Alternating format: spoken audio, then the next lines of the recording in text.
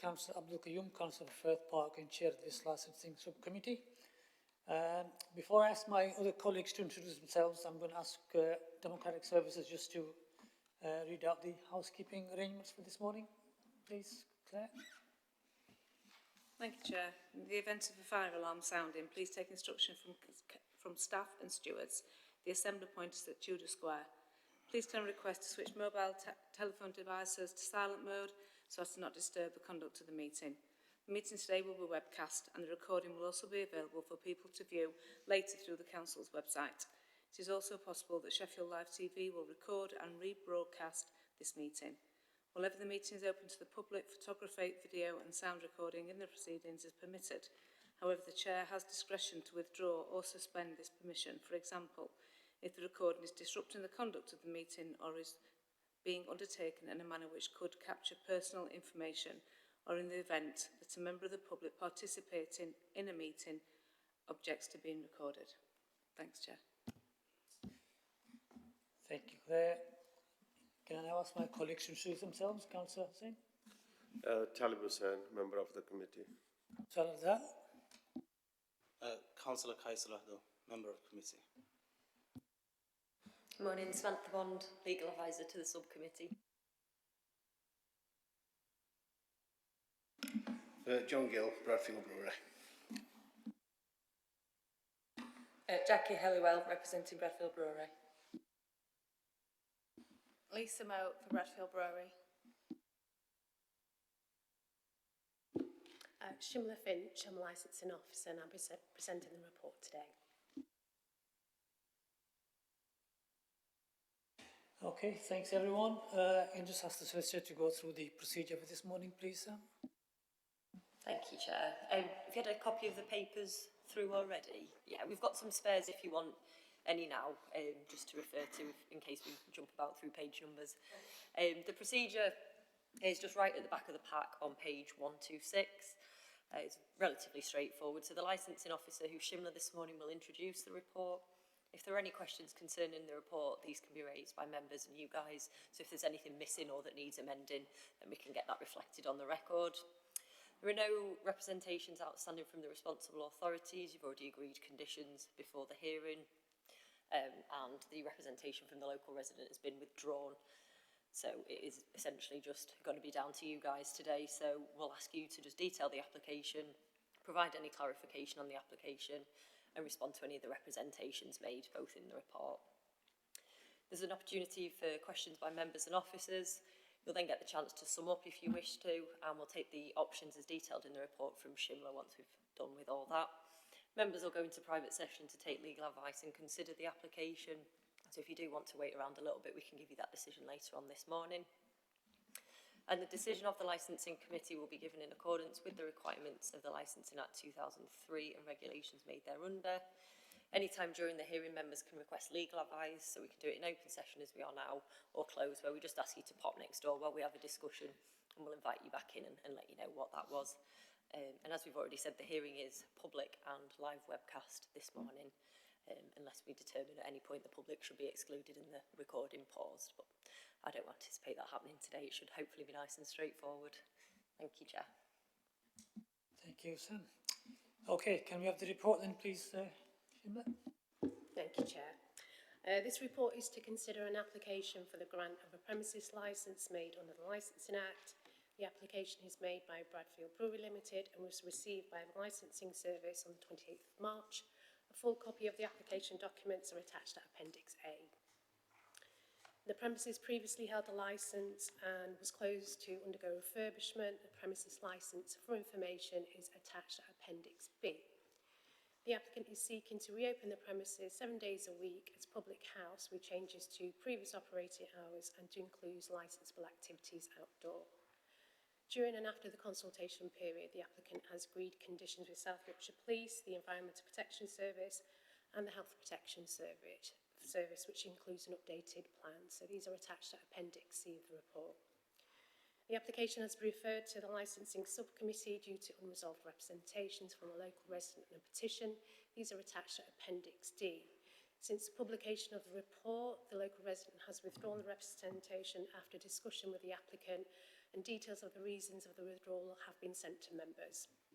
So currently the petition stands. All parties have been invited to attend the hearing. There are no specific financial implications arising from this application, however, additional costs may be incurred should the matter go to appeal. The legal position in carrying out our functions are set out in paragraph 6 of the report, and it's recommended that members carefully consider the representations made and take such steps as the subcommittee consider appropriate for the promotion of the licence and objectives. Thank you. Okay, thank you. So, as you can see, there's no one else here this morning in terms of any objectors or representative bodies that's been sorted out, one objection withdrawn. There's one written petition that's still outstanding. So I'm going to go, normally I would have given them the opportunity to, obviously outline their objections and state their case. But in this case, we're coming back, straight to yourselves, just to, clarify your application. Anything else you wish to say or add, and then once you've finished, we may have some questions to ask, and then we can take it forward from there. So over to yourselves. Thank you. Thank you. So basically, after the refurbishment works were sort of well underway, and we'd realised the significant change to the venue, we decided that to apply for just a new licence would be better than to sort of try for the amendments, because there was quite a few amendments, because the footprint is significantly bigger, the capacity is significantly more, but in terms of the purpose of the venue, it very much is still a community pub. Obviously, there'll be people, we anticipate that people will visit from further afield than Wharncliffe side. There's a catchment area potentially of Oughtibridge, Deepcar, Stocksbridge. But basically, the intention is, it is still a family-friendly pub, albeit with a food offering now, which it didn't have before. So it was just a wet-led pub before with no kitchen. So we've installed a kitchen which lends itself better for being a sort of family-friendly, family-orientated venue, which will hopefully be utilised by the new development down in the bottom behind. Because when we looked at the property initially, we knew that development had been given the go-ahead. So that's why we wanted to change it from being just a drinking pub to more of a food-orientated sort of family-friendly venue. There's going to be sort of outdoor seating, but a safe sort of play area for children. So in terms of what we want the pub to offer, it's very much still a community pub. The application itself, an administrative process on our part in sort of filling out the details, we didn't sort of cross-reference as such the exact timings, but roughly we went along with what our other family pub is in Deepcar. So the King and Miller in Deepcar is another venue of ours, and their opening times are 10 a.m. till 12:30 a.m. Sunday to Thursday, and 10 a.m. till 1:30 a.m. Friday and Saturday. So just, there was no other sort of motive to it. I just went sort of on a blanket approach. Let's just put 10 a.m. till 1 a.m. and that's all bases covered. But as an example of activity, the King and Miller, it's rarely open past sort of 11:30 on an evening. So during the week, we tend to call last orders around 10 p.m. and everybody's sort of more or less out by 10:30 p.m. On a weekend, that might be slightly later, but we're rarely open past midnight. It's very much because they are family-friendly venues and they're eating venues. We do have a regular sort of like drinkers trade, if you like, but it's not late night venue sort of trade. It is very much sort of your regulars that come in the same time and the same day every week, and you get to know the faces. So we just envisage that that's what we want to happen at the Wharncliffe Arms as well. We've never really had any issues before with the licence allowing us for one thing, and just obviously working within those times. But in our view, we sort of went for the 1 a.m. thing just to allow scope for if we do have events that sometimes might just want to run on a little bit longer, or for example, the venue lends itself quite nicely as a wedding reception venue. We've got a nice sort of balcony area, so it might be that we can cater for other types of events, without the need then to sort of apply for a temporary event notice every time that we want to do something just a little bit later. We do obviously respect we've got very close neighbours, and more close neighbours than what we had when it was a pub before. So we have looked at the condition for the nuisance. We've worked with the noise team on saying, yeah, absolutely, let's not have any sort of music outside after 9 p.m. Let's get everything after that time happening indoors, doors closed, windows closed. So we've addressed that side of it. We've done the provision for signage on all of the exits and entries into the pub to make sure that the signage there saying please be respectful of neighbours, etc. But yes, so the plan is to run it as similar to the pub that it was before. It's just a much modernised, safer, bigger venue to sort of operate from. Our 3 pubs that we have, the Nag's Head at Loxley in S6, the one at King and Miller at Deepcar, and this one, they are all run by us in-house. So we are head office. They each have a manager in place that looks after the day-to-day operations. But ultimately they are answerable to us. So if there's ever any sort of issues, they are managed in-house by us. We're not a company that puts our pubs up for lease and sort of lets them have control. We do like to keep sort of control of our venues so that we can make sure things are being run properly. They represent our overall brand as a brewery, so it's important to us that people, the pub's reputation supports our otherwise good reputation as a business. Is there anything else you want me to add? I don't think so. No? I think that's it from us, unless anybody's got any questions. Okay, thanks for that. I'll just make a start and just thanks for your explanation of the new setup and obviously looks like a lot of investment has gone to enhancing the pub as well as the facilities, because now you're saying you need a new kitchen in it. So what's in terms of where it was before, just where drinks of you and I've got, you're saying you've got food over. So what kind of food and the times and everything is that ongoing throughout the day? So food serving times, we at the moment are planning on 7 days a week from 12 noon till around 8-9 p.m. depending on demand. Obviously, if we're going to sort of look at the 8:30 time slot, if we get the custom, then that will carry on. We don't plan it to be any later than those times really, just because we know from our other pubs there's not really much demand for that style of sort of offering anything much past sort of 8:30, 9 p.m. The food offering is what we would class as standard pub food, just your sort of basic sort of your grills.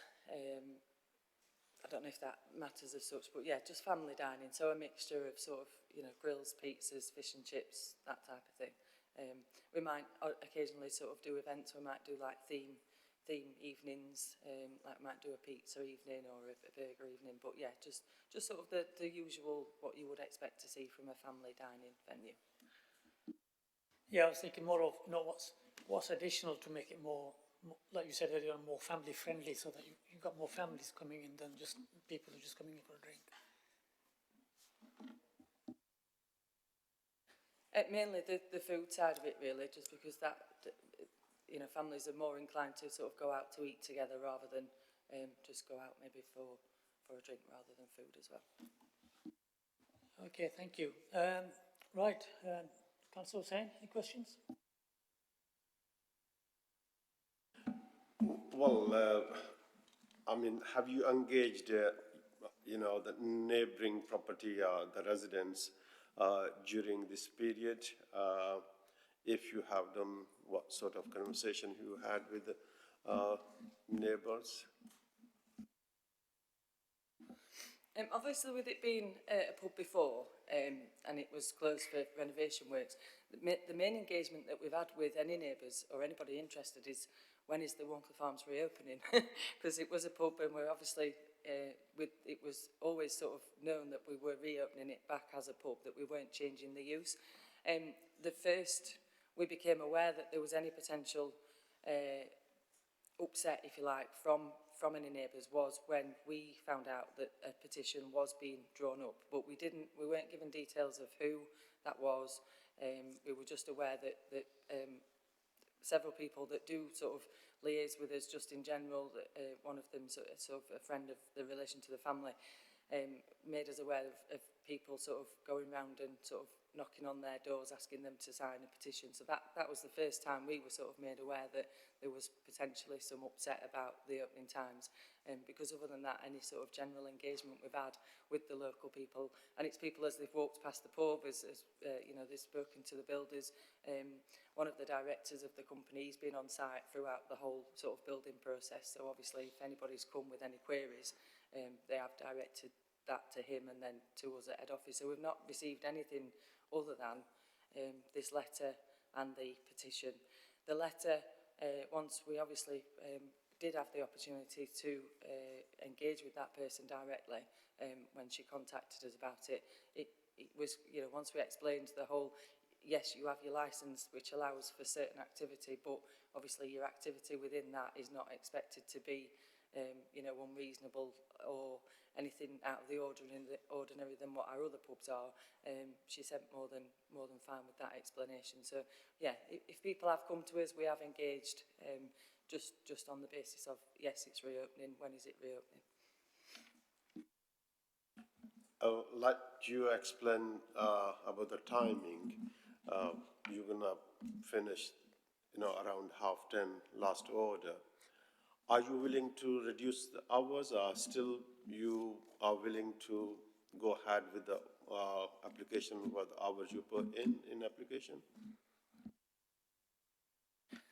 Yeah, if it was to be suggested that it was a condition that we would sort of revise the opening hours, then you know, we would be open to some movement on that. Just on that basis, if it could be sort of similar to what we do have at our other venue, or even, you know, if we have to revert back to the same hours that it was before, it is actually only a difference of 30 minutes. So we're more than happy to revert back to that if that's required. Because in all honesty, it's an administrative sort of, not an error or as such, but it's more what we did as an admin process when doing the licence, rather than we insist that we would like till 1 AM. It's more that that's what we kind of thought we'd had before, so we just repeated it. Okay, thank you, Councillor. Councillor Abdul. Hi. Just a quick question. You mentioned you normally get similar faces, so you're quite familiar with your customers. But with this extension and extended time period, you'll more likely receive new faces, especially in those later time periods. Do you have any plans to combat any noise nuisance or antisocial behaviour, particularly in your outside seating area or in warm weathers? Yeah, so there's a couple of things that we thought would be a good idea to introduce, something that we do work on the basis in our other pubs as well. There's no entry, there would be no entry to the pub after 10:30 for anybody that's not already in the pub. So that would discourage and prevent people who have been drinking elsewhere, who we are not familiar with, we're not sure how long they've been out or how much they've had to drink. That stops them from just being able to come in at the later times, and that hopefully will try and avoid people coming in and being over-intoxicated.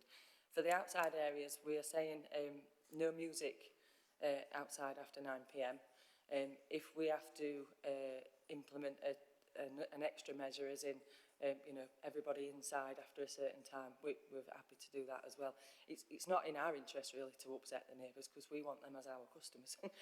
So yeah, but you know, if we do get sort of individual concerns, or if problems arise along the way, then we are, you know, more than happy to sort of put things in place to work with neighbours on, because like I said, we want them in the pub, not sat there not wanting to come in. Thank you. Just one more question. Have you had any police incidents in the past with the pub?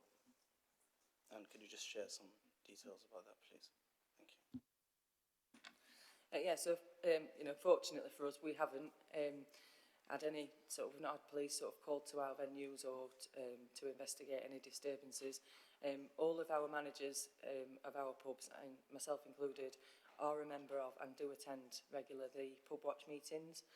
So that also gives us some intel on if there are any people that we need to just watch out for that are causing an issue in pubs in general. So yeah, we do try and work quite closely with the police, and like I said, we've not had any problems up to now. Touch wood. Thank you. Okay, thank you. Sam? Thank you. You've actually answered most of what I wanted to ask you. That's really helpful. Thank you. What's the capacity of the pub now? Was it previously 100? Is that right? What's it gone to now? 200. Oh, nice. Is that reflective of your other venues as well? Are they about the same capacity? Yeah, similar in size to the Yeah. Okay. That's everything from me. Thank you. Okay, well, I think that's the end of the questions. Is there anything else you want to add, or anything you've missed out, or anything, you know, by way of summing up before we ask you to, before we ask Shimla for the... I think just in general, we've obviously like invested a significant amount of money into the venue. We wouldn't have done that to then sort of open it up and operate it unreasonably or irresponsibly. So it's within our interest to sort of run a responsible venue. Okay, thank you. Just going to ask you to give us the options available this morning. Thank you. The options open to the committee are 1, to grant the premises licence in the terms requested, 2, to grant the premises licence with conditions, 3, to reject the whole or part of the application. Thank you.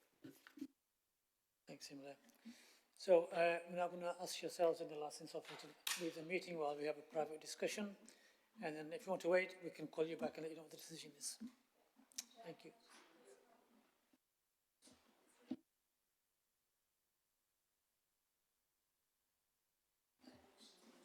Sorry, I didn't get that. Can you get your mic on? Sorry. Just for the record, Chair, can we just have on record that Councillor John Wright has sent his apologies for absence, and if there are any declarations of interest. Oh, apologies, yes, we didn't get through that, did we? So apologies from John Wright and no declaration of interest. Thank you.